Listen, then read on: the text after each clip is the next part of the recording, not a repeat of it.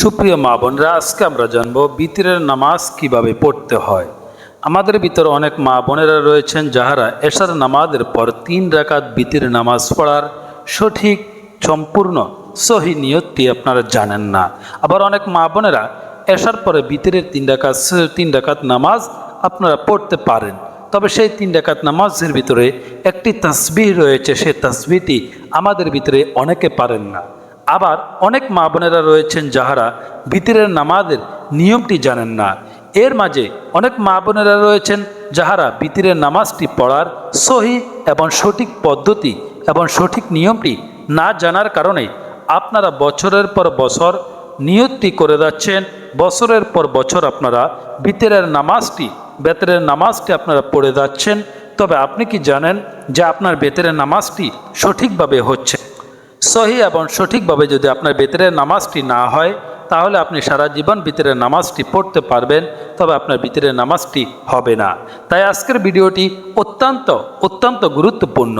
আমরা বিতিরের নামাজের যে তাসবিহটি রয়েছে এবং কি যে নিয়তটি রয়েছে, ভিডিওর মাঝে এবং শেষ প্রান্তে গিয়ে আমরা বিতিরের নামাজের নিয়ত এবং কি তাসবিহটি আপনাদেরকে বলে দিব।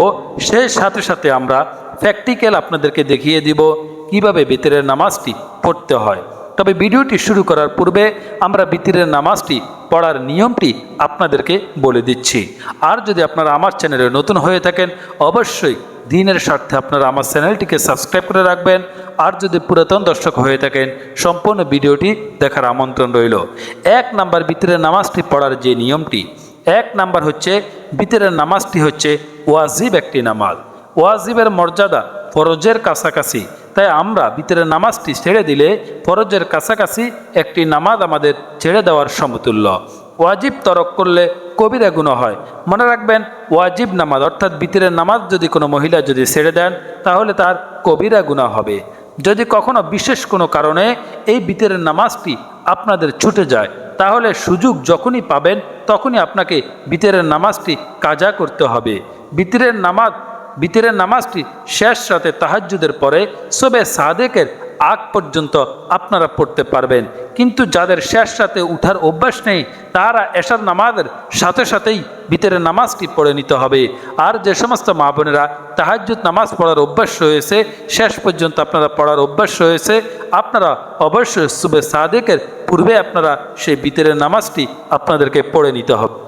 2 নম্বরে যে নিয়মটি সেটি হচ্ছে বেতের নামাজটি হচ্ছে 3 রাকাত বিশিষ্ট একটি নামাজ। 2 রাকাত নামাজ পড়ে বসে, অর্থাৎ 2 রাকাত নামাজটি পড়ার পরে বসে শুধু আপনাকে আত্তাহিয়াতু কতটুকু পর্যন্ত পড়তে হবে? আবদুহু ওয়া রাসূলুহু পর্যন্ত পড়তে হবে। মনে রাখবেন মা বোনের, অত্যন্ত গুরুত্বপূর্ণ একটি কথা, বিতিরের নামাজ মোট 3 রাকাত, অর্থাৎ প্রথম রাকাত পড়ার পরে দ্বিতীয় রাকাত পড়বেন।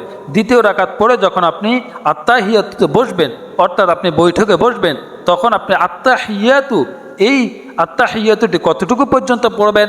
আবদুহু ওয়া রাসূলুহু এতটুকু পর্যন্ত পড়বেন। এরপর আপনি আর দ্বিতীয় অর্থাৎ প্রথম বৈঠকে 2 রাকাত পড়ার পরে প্রথম বৈঠকে আপনি আর দুরূদ শরীফ পড়তে পারবেন না।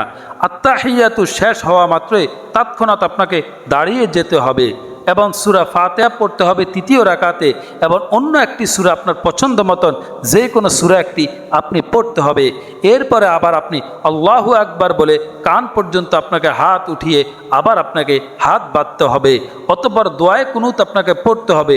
দোয়ায়ে কুনুত পড়ে আপনি রুকুতে চলে যাবেন। এরপরে যখন আপনার শেষ বৈঠক আসবে, তখন আত্তাহিয়াতু পড়বেন, দুরূদ শরীফ পড়বেন এবং দোয়ায়ে মাসুরা পড়ে ভিতরের নামাজটি শেষ করবেন। এই নিয়মটি সকলেই জানেন আশা করি। 3 নম্বরে যে কথাটি বলবো সেটি হচ্ছে বেতের নামাজটি 3 রাকাতে আলহামদুর সাথে সূরা মিলানো ওয়াজিব, অর্থাৎ অন্যান্য নামাজে 2 রাকাতে আলহামদুলিল্লাহর পরে অন্য সূরা মিলানো যায়, 3য় এবং 4র্থ রাকাতে মিলাতে হয় না। কিন্তু বিতরের নামাজটি একটু ব্যতিক্রম। এই বিতরের নামাজে আপনি 3 রাকাতেই সূরা ফাতিহার পরে অন্য যে কোনো সূরা আপনাকে মিলাতে হবে। অন্যান্য নামাজের মতো এই নামাজের জন্য কোনো সূরা নির্দিষ্ট নেই, কিন্তু হযরত মুহাম্মদ সাল্লাল্লাহু আলাইহি ওয়াসাল্লাম অনেক সময় বিতরের নামাজে প্রথম রাকাতে সূরা সাব্বিহ ইসমা পড়তেন, দ্বিতীয় রাকাতে সূরা কাফিরুন পড়তেন, তৃতীয় রাকাতে সূরা ইখলাস পড়তেন। সেজন্য আমরা প্রায় সময় এই আমলটি করে থাকি। 4 নম্বর হচ্ছে তৃতীয় রাকাতে তৃতীয় রাকাতে যদি দোয়ায়ে কুনুত পড়া ভুলে গিয়ে আপনি রুকুতে চলে যান, মনে করেন আপনি ভিতরের নামাজটি পড়েছেন কিন্তু 3 নম্বর রাকাতে আপনি দোয়ায়ে কুনুতটি পড়তে পারেননি, আপনি ভুলে রুকুতে চলে গেছেন, তখন আপনি কি করবেন? এবং রুকুতে গিয়ে আপনার মনে হয়েছে যে আপনি দোয়ায়ে কুনুত পড়েননি, তাহলে আর দোয়ায়ে কুনুত আপনাকে পড়তে হবে না এবং রুকু থেকে ফিরবে না, বরং রুকু করে নামাজ শেষ করে সাহু সেজদা আপনাকে দিতে হবে। অবশ্যই যদি রুকু থেকে ফিরে গিয়ে খাড়া হয়ে দোয়ায়ে কুনুত পড়ে তবুও নামাজ হয়ে যাবে, কিন্তু এরূপ করা ঠিক নয়। এই অবস্থায় আপনাকে সাহু সেজদা অবশ্যই দিতে হবে। 5 নাম্বার হচ্ছে ভুলবশত যদি প্রথম বা দ্বিতীয় রাকাতে দোয়ায়ে কুনুত পড়ে পেলেন, আপনি দোয়ায়ে কুনুত পড়বেন তৃতীয় রাকাতে কিন্তু আপনি ভুলে প্রথম রাকাতে অথবা দ্বিতীয় রাকাতে দোয়ায়ে কুনুত পড়ে ফেলেছেন, তবে এটা দোয়ায়ে কুনুত হিসাবে ধরা হবে না। তৃতীয় রাকাতে আবার আপনাকে দোয়ায়ে কুনুত পড়তে হবে এবং আপনাকে সাহু সেজদা করতে হবে। 6 নাম্বার, যদি কেউ দোয়ায়ে কুনুত না জানে তবে শিখার চেষ্টা করবে, আর দোয়ায়ে কুনুত শিখা পর্যন্ত আপনারা দোয়ায়ে কুনুতের জায়গায় অর্থাৎ তৃতীয় রাকাতে আপনারা রব্বানা আতিনা ফিদ দুনিয়া হাসানাতাও ওয়া ফিল আখিরাতি হাসানাতাও ওয়া কিনা আযাবান নার, এই তাসবিহটি আপনাকে পড়তে হবে যতদিন আপনি দোয়ায়ে কুনুতটি মুখস্থ করতে না পারেন। রব্বানা আতিনা ফিদ দুনিয়া হাসানাতাও ওয়া ফিল আখিরাতি হাসানাতাও ওয়া কিনা আযাবান নার। আর এই দোয়াটির বাংলাতে উচ্চারণটি হচ্ছে রব্বানা আতিনা ফিদ দুনিয়া হাসানাতাও ওয়া ফিল আখিরাতি হাসানাতাও ওয়া কিনা আযাবান নার।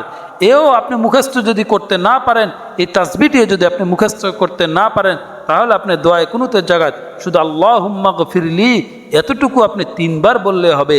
আল্লাহুম্মা গফিরলি এতটুকু কথা আপনি 3 বার বললে হবে। সম্মানিত দর্শক, এখন আমরা জানব ভিতরের নামাজটি আপনার কখন পড়তে হবে এবং কি এই ভিতরের নামাজের নিয়মটা কি, নিয়তটা কি। এশার নামাজের পর 3 রাকাত ওয়াজিব নামাজ পড়তে হয়, একে ভিতরের নামাজ বলে। এর ওয়াক্ত এশার পর থেকে ফজরের নামাজের পূর্ব পর্যন্ত বহাল থাকে। এর প্রথম রাকাতে সাব্বিহ ইসমা রাব্বিয়াল আলা এবং দ্বিতীয় রাকাতে যথাক্রমে সূরা কাফিরুন ও সূরা ইখলাস আপনাকে মিলাতে হবে।